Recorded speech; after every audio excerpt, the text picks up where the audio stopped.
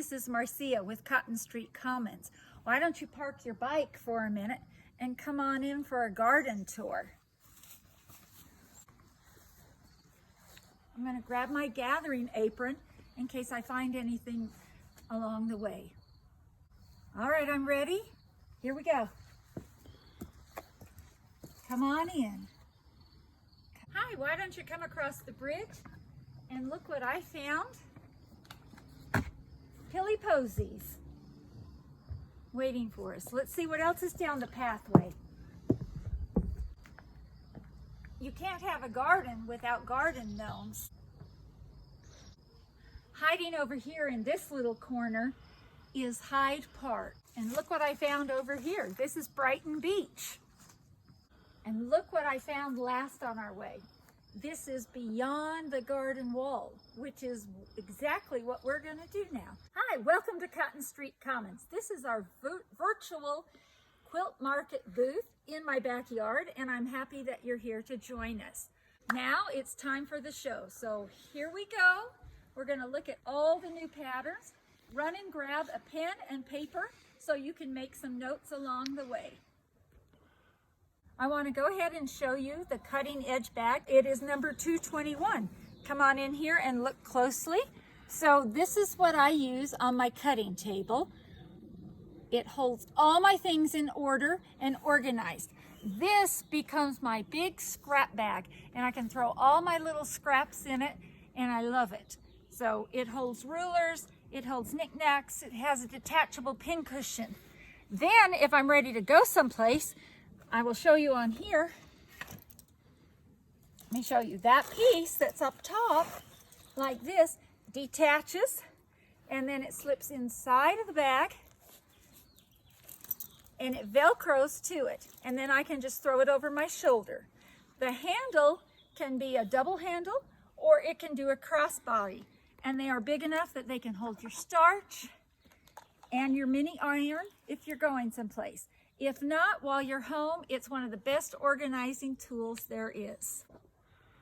Hi, now we're going to talk about the Annabelle bag. This is number 223. Here's a couple of samples of it. I've remade one in this beautiful linen, which is really fun, and it is a great bag for large print fabrics.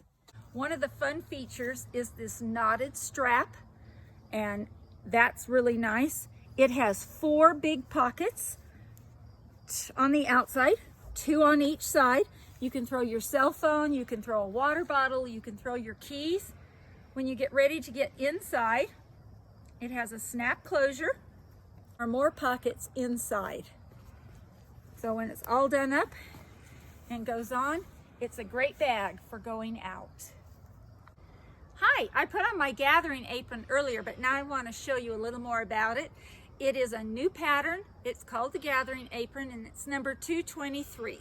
First of all, the ties and go through a casing. There's only one single tie, so there are no knots behind you, and you can adjust it just by pulling up on it. It'll tie behind you, and it'll also come around front, whichever way you want. The next feature on this apron is the big gathering pocket. As you can see right here, it lays nice and flat and is held in with Velcro. When I open it though, it opens really big, and we have a huge amount of room inside. And again, when it's shut and nothing in it, it goes nice and flat, and we can't go anywhere looking for my cell phone, which is why we have a cell phone pocket I put in, and it'll hold your big phone. This is 31 Hunting Street. It's number 217. It is one of my very favorite quilts. It combines piecing with abstract applique. That's what I call. It's a special version of raw edge applique, and you use stitching to enhance the quilt. So in this case, the houses and the bats are pieced, and then the chimneys and the trees and the pumpkins are appliqued. I love Halloween, so I wanted to show you what I did with Blossoms and Spokes for Halloween. Instead of flowers, I have pumpkins everywhere. I've got pumpkins across the bottom, and I really went crazy on the selvages with this. The basket is just one fabric in this sense, and it's got some weaving with fabric on top of it. The backgrounds, I got to use all my favorite fun Halloween prints. So if you love Halloween, this is a great one to have. Again, this is from Blossoms and Spokes, number 208. All right, we've gone from Halloween and now we're moving into Christmas. And I know a lot of you are going to be doing Christmas in July. This debuted last fall at market. It was almost out too late for Christmas. This is Christmas number 219. This is another one that includes piecing and abstract applique. The stars and the trees are all pieced in, and then the reindeers are appliqued. I've got one more redo for Christmas. Again, this is In the Arms of the Angels, number 212, and it is a collage quilt. I came out with a Christmas version. Again, it's the same pattern. Now this version has some extra appliques, and those have been included in the instructions. So they have templates for the appliques, a picture of the new quilt, and instructions for doing this. So one of our favorites that's been around for a long time is A Tale of Two Gnomes.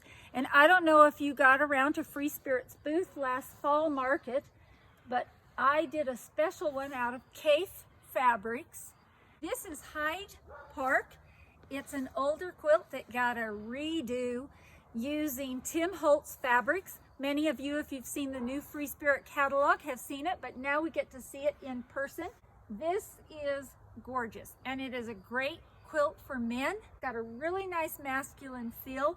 So again, this is called Hyde Park, number 210. Here we go, a brand new quilt. This is Pili Posies, number 222.